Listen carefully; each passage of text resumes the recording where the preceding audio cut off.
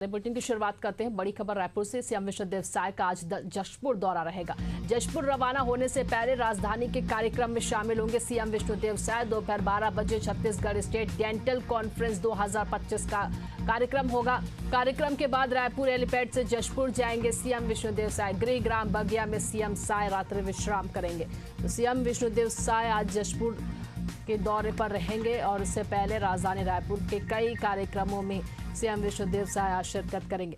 बता दें आपको कि आज राजधानी रायपुर में दोपहर 12 बजे छत्तीसगढ़ स्टेट डेंटल कॉन्फ्रेंस 2025 का कार्यक्रम होगा और इसमें सीएम विष्णुदेव साय शामिल होंगे।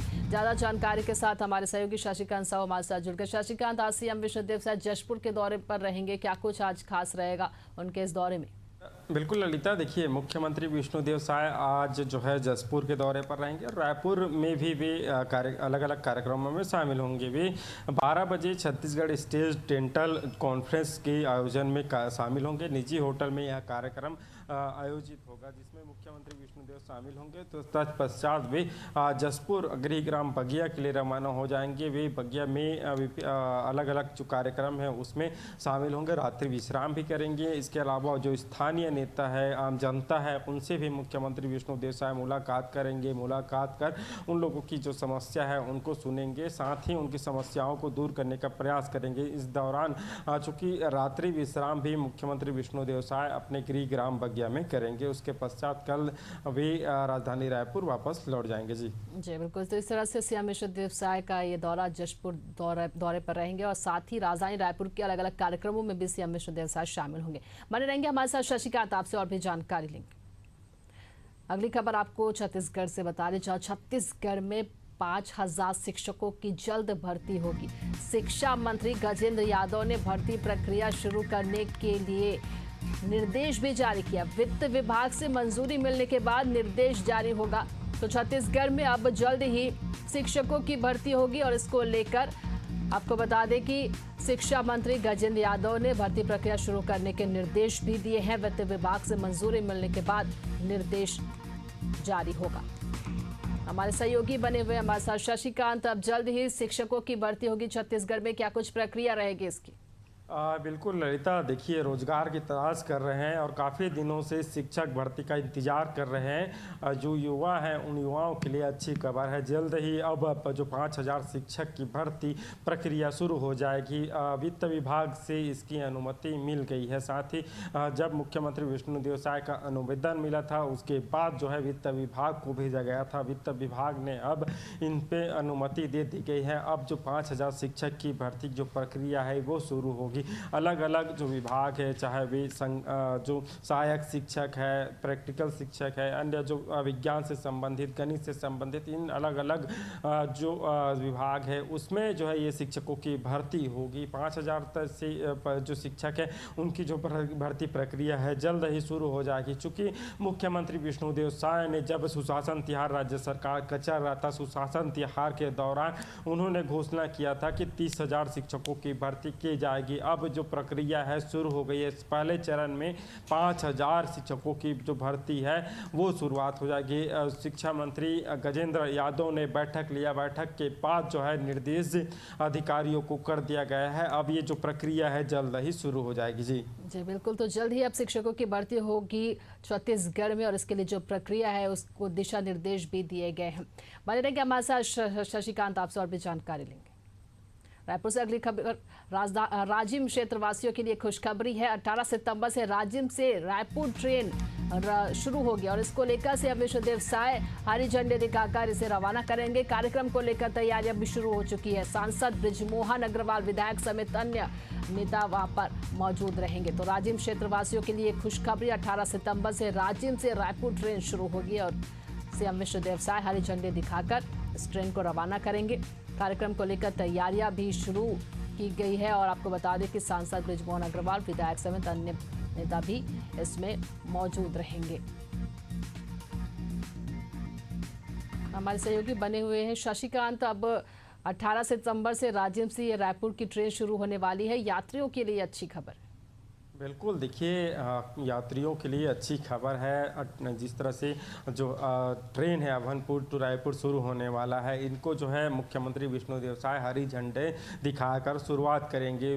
जो सांसद है बृजमोहन अग्रवाल, इसके अलावा जो कई मंत्री है, विधायक है, वो इस कार्यक्रम में शामिल होंगे। जब ये अभनपुर से जो ट्रेन है उसकी शुरुआत होगी तो स्थित ही जो लोग हैं उन्हें काफ़ी जो जिस तरह से दिक्कतों का सामना करना पड़ रहा था वो नहीं करना पड़ेगा। आने जाने में उन्हें बस का सहारा लेना पड़ता था। ऐसे में कई समय जो है उनका व्यतीत हो जाता था। तो अब जो ट्रेन की सुविधा है वो मिलेगी तो काफ़ी जो है उनकी यात्रा जो है सुगम हो जाएगी। तो एक बड़ी जो है सुविधा आम जनता को मिलने वाली है। जल्द ही इसकी शुरुआत होगी, मुख्यमंत्री हरी झंडी दिखाएंगे। तो जिस तरह से पहले जो छोटी लाइन थी राजिम के लिए रायपुर से, तो छोटी रेल लाइन से जो लोग हैं वहाँ से जो काम जो रोजगार के लिए रायपुर पहुँचते थे, उन लोग कहीं ना कहीं छोटे ट्रेन के माध्यम से आते थे। लेकिन जो छोटी ट्रेन है वो बंद हो गए थे। उसके बाद से उन्हें काफ़ी परेशानी हो रहा था। बस के सहारे या प्राइवेट जो बाइक है या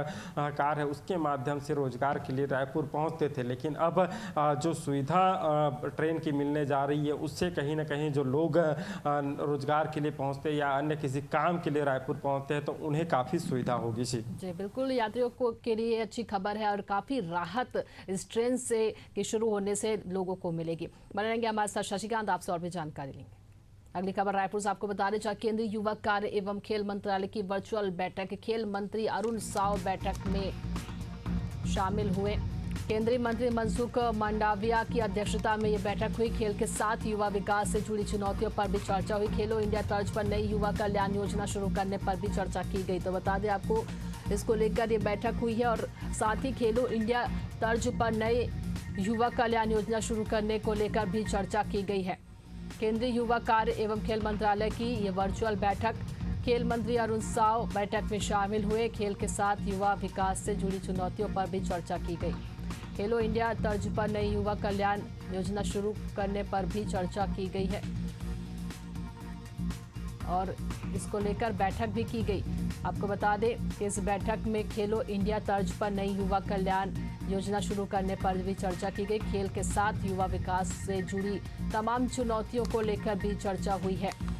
केंद्रीय मंत्री मनसुख मंडाविया की अध्यक्षता में ये बैठक की गई और इस बैठक में चर्चाएं की गई है। युवा विकास से जुड़ी चुनौती को लेकर खेलो इंडिया तर्ज पर नई युवा कल्याण योजना शुरू करने को लेकर भी चर्चा की गई।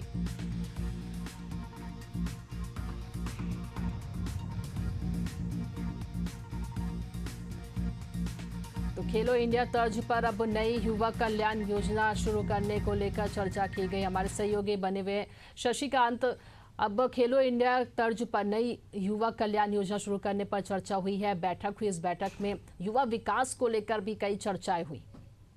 बिल्कुल देखिए, जो केंद्रीय खेल मंत्री हैं मनसुख मंडाविया, उन्होंने कल वर्चुअली बैठक ली। वर्चुअली बैठक में जो प्रदेश की खेल मंत्री है अरुण साव, वे भी इस बैठक में शामिल हुए। इसके अलावा अधिकारी जो खेल विभाग से संबंधित अधिकारी है वो भी इस बैठक में वर्चुअली तरीके से शामिल हुए। उसके बाद इस बैठक में खेल के साथ युवा विकास से जुड़ी चुनौतियों को लेकर चर्चा की गई, विस्तार से इसमें चर्चा की गई। साथ ही जो है खेलो इंडिया की तर्ज पर नई युवा कल्याण योजना की शुरुआत करने पर भी जो है जोर दिया गया है। साथ ही मंत्री अरुण साव ने जो है सुझाव दिए हैं, उन्होंने सुझाव भी साझा किए हैं। स्कूलों में जो खेल की जो बुनियादी ढांचे हैं उनको विकसित किया जाए। जिस तरह से हमने देखा है कि पहले खेल को स्कूलों में बढ़ावा दिया जाता था, लेकिन अब कहीं ना कहीं जो स्कूलों में जो खेलों को बढ़ावा दिया जाता था वो विलुप्त होते जा रहा है। वो अब बच्चे सिर्फ पढ़ाई पर भी जो है ध्यान देते हैं, या जो शिक्षक है वो भी ऐसे में कई जगहों पर जो खेल टीचर है उनकी भी कमी है, तो उनको बढ़ावा कैसे दिया जाए इसको लेकर जो है चर्चा की गई। इसके अलावा जो है आवश्यक स्टाफ की भर्ती करने की भी उप मुख्यमंत्री है अरुण साव, उन्होंने कहा है। साथ ही नवोदय एकलव्य स्कूलों में खेलों पर विशेष फोकस की बात कही गई है। मैंने शुरू में ही बताया कि जिस तरह से पहले स्कूलों में जो खेल है उनको लेकर बढ़ावा दिया जाता था, एक अलग से परेड जो है खेल को लेकर रखा जाता था, जिसके माध्यम से जो बच्चे हैं वो विभिन्न प्रकार के खेल जो है खेलते थे और उसी के चलते वे आगे बढ़ते थे, अपनी जो प्रतिभा है उनको दिखाते थे, प्रतिभा को निखारने का काम जो है उसमें होता था और वही आगे बढ़कर जो है स्टेट लेवल पर, इसके अलावा के जो नेशनल लेवल है उन पर जो है प्रतिभागी बनते थे। अब उनको भी फिर से किस तरह से बढ़ावा दिया जाए, इसको लेकर भी जो खेल मंत्री है अरुण साह उन्होंने सुझाव दिए हैं। जी बिल्कुल, तो इस तरह से ये बैठक हुई और इसमें युवा विकास से लेकर खेलो इंडिया के तर्ज पर जो तमाम योजना है उनको शुरू करने को लेकर भी चर्चा हुई है। बने रहेंगे हमारे साथ शशिकांत, आपसे और भी जानकारी लें। रायपुर से अगली खबर आपको बता रहे हैं, पंजीकृत किसानों से अब समर्थन मूल्य पर धान खरीदी होगी। खाद्य मंत्री की अध्यक्षता में मंत्रिमंडलीय उप समिति की ये बैठक हुई है और खाद्य मंत्री दयालदास बघेल ने धान खरीदी को लेकर निर्देश दिए। समर्थन मूल्य पर धान खरीदी किए जाने के लिए समुचित व्यवस्था की बात हुई है। पंजीकरण एग्री स्टेट पोर्टल और एकीकृत किसान पोर्टल में किया जाएगा। समर्थन मूल्य पर बेचे गए धान का भुगतान समय पर करने के निर्देश भी जारी किए गए हैं। खबर आपको बता रहे हैं राजधानी रायपुर से, पंजीकृत किसानों से अब समर्थन मूल्य पर धान खरीदी होगी। वहीं समर्थन मूल्य पर बेचे गए धान का भुगतान समय पर करने के निर्देश भी जारी किए गए हैं। समर्थन मूल्य पर धान खरीदी किए जाने के लिए समुचित व्यवस्था की बात कही गई। पंजीकृत किसानों से अब समर्थन मूल्य पर धान खरीदी होगी। वहीं समर्थन मूल्य पर बेचे गए धान का भुगतान समय पर करने के निर्देश दिए गए हैं। जो पंजीकृत किसान है उनसे समर्थन मूल्य पर धान खरीदने को लेकर निर्देश जारी हुई है। पंजीकरण एग्री स्टेट पोर्टल और एकीकृत किसान पोर्टल में किया जाएगा और आपको बता दें कि समर्थन मूल्य पर जो धान का भुगतान है उसे समय पर करने के निर्देश भी जारी किए गए हैं।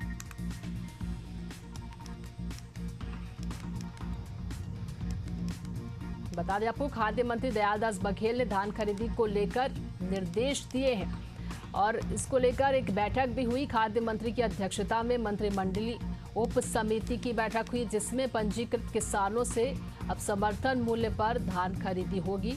इस बैठक में चर्चा की गई। जिन पंजीकृत किसान हैं उनको लेकर अब समर्थन मूल्य पर धान खरीदी होगी। हमारे सहयोगी बने हुए हैं शशिकांत। पंजीकृत किसानों को लेकर अब समर्थन मूल्य पर धान खरीदी की बात की गई, बैठक भी हुई और बैठक में ये तमाम चर्चाएं हुई। बिल्कुल ललिता, खरीफ फसल को लेकर जो पंजीकृत किसान हैं उनको उनकी जो समर्थन मूल्य पर जो धान खरीदी है वो शुरू होगी। इसके लिए जो है पंजीयन कराने के निर्देश भी जो है मंत्री ने दे दिए हैं। बताना चाहूँगा कि कल जो खाद्य मंत्री की अध्यक्षता में जो है मंत्रिमंडलीय समिति की बैठक हुई। बैठक में दिशा निर्देश अधिकारियों को दिए गए हैं किस तरह से समर्थन मूल्य में धान खरीदी करना है और जो किसान धान बेचे हैं उन्हें भुगतान जल्द से जल्द किया जाए। इन तमाम विषयों को लेकर विस्तृत से चर्चा की गई है। साथ ही जो अवैध धान आते हैं उसके अवैध धान को किस तरह से रोका जाए, इन विषयों को लेकर भी विस्तृत चर्चा इस बैठक में की गई है। बैठक में किस तरह से इस बार सुचारू रूप से धान खरीदी की जाए, बारदाने की कमी किसी को ना हो, किसानों को, इस तमाम विषयों को लेकर विस्तृत चर्चा कल जो बैठक हुई वो मंत्रिमंडलीय समिति की उस बैठक में चर्चा की गई है। इस बैठक में मंत्री टंकराम वर्मा, इसके अलावा रामविचार नेताम, साथ ही अरुण साह समेत जो मंत्रिमंडल समिति में जो सदस्य है वो तमाम जो नेता है उसमें शामिल हुए थे और अधिकारियों को दिशा निर्देश दिए हैं। और इस तरह से धान खरीदी को लेकर ये चर्चाएं हुई है कि पंजीकृत जो किसान है उन्हें समर्थन मूल्य पर ही धान खरीदने के लिए अब बात कही गई है। तमाम जानकारी के लिए शशिकांत आपका बहुत बहुत धन्यवाद। रायपुर से अगली खबर, NIT FII को राष्ट्रीय इंक्यूबेटर अवार्ड मिला है। चौथे भारतीय उद्यमिता शिखर सम्मेलन में ये अवार्ड मिलेगा और आज दिल्ली के NDMC कन्वेंशन सेंटर में कार्यक्रम ये होगा और भारत के स्टार्टअप इकोसिस्टम में उत्कृष्ट योगदान के लिए सम्मान मिलेगा। राज्य में 35 से अधिक नए स्टार्टअप को मार्गदर्शन दिया गया है और इसको लेकर आपको बता दें कि राज्य में 35 से अधिक नए स्टार्टअप को मार्गदर्शन दिया गया है। NIT FII को राष्ट्रीय इंक्यूबेटर अवार्ड मिलेगा। चौथे भारतीय उद्यमिता शिखर सम्मेलन में अवार्ड से सम्मानित किया जाएगा। आपको बता दें कि राज्य में 35 से अधिक नए स्टार्टअप को मार्गदर्शन दिया गया है। तो भोपाल से एक खबर, सीएम डॉक्टर मोहन यादव का आज का कार्यक्रम रहेगा। आज मंदसौर और इंदौर के दौरे पर रहेंगे सीएम डॉक्टर मोहन यादव। मंदसौर में रात्रि विश्राम के बाद सुबह स्थानीय कार्यक्रम में शामिल होंगे। वहीं सुबह 8:40 पर इंदौर के लिए रवाना होंगे। 10 बजे स्थानीय कार्यक्रम में शामिल होंगे। 11:45 पर नवरत्न वाटिका में स्थानीय कार्यक्रम में शिरकत करेंगे सीएम डॉक्टर मोहन यादव। वहीं दोपहर 12:35 पर इंदौर से भोपाल के लिए रवाना होंगे। शाम 5 बजे तुरनाद 25 कार्यक्रम में करेंगे सहभागिता सीएम डॉक्टर मोहन यादव। वहीं मौलाना आजाद राष्ट्रीय प्रौद्योगिकी संस्थान में ये कार्यक्रम आयोजित होगा। और वहीं सीएम डॉक्टर मोहन यादव का आज का ये कार्यक्रम रहेगा। अलग अलग कार्यक्रमों में सीएम डॉक्टर मोहन यादव शामिल होंगे। आज नवरत्न वाटिका में स्थानीय कार्यक्रम में शिरकत करेंगे। इंदौर से भोपाल के लिए रवाना होंगे। वहीं तुरनाद 25 कार्यक्रम में भी सहभागिता रहेगा सीएम डॉक्टर मोहन यादव का।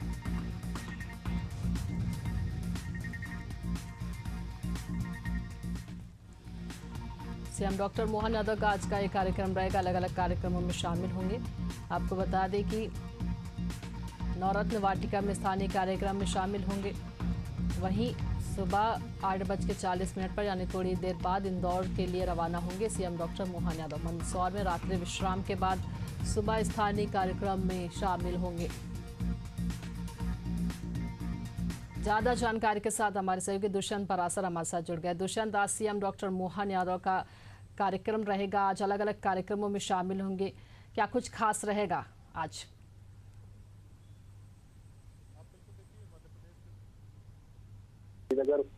सागर इलाके में किया है और रात्रि विश्राम के बाद मुख्यमंत्री जो है वो स्थानीय कार्यक्रमों में शामिल होंगे और उसके बाद इंदौर पहुंचेंगे। इंदौर की अगर बात की जाए तो इंदौर में स्थानीय कार्यक्रम आयोजित किए गए हैं। 2 कार्यक्रम इंदौर के स्थानीय कार्यक्रमों में शामिल होंगे मुख्यमंत्री। और जिस तरीके से लगातार प्रयास ये किए जा रहे हैं मुख्यमंत्री की ओर से कि जो सरकार की जनहितकारी योजनाएं हैं, जो उनका क्रियान्वयन किस तरीके से हो रहा है, कैसे किस तरीके की अभी कुछ कमी बाकी है तो उस कमी को किस तरीके से भरपाई की जाए, तमाम सारे मसलों को लेकर स्थानीय पदाधिकारियों से तो चर्चा कर ही रहे हैं। इसके अलावा जो अधिकारी हैं उनकी भी बैठक जो है लगातार ले रहे हैं। तो ऐसे में जब इंदौर पहुंचेंगे तो इंदौर में तमाम सारे लोगों से मुलाकात करेंगे, चर्चा करेंगे और इन योजनाओं को किस तरीके से आगे बढ़ा जाए इस पर भी लोगों की राय जो है वो जानते हुए नजर आएंगे। सीधे तौर पर इसके बाद मुख्यमंत्री जो है भोपाल पहुंचेंगे और भोपाल में शाम 5 बजे जो है वो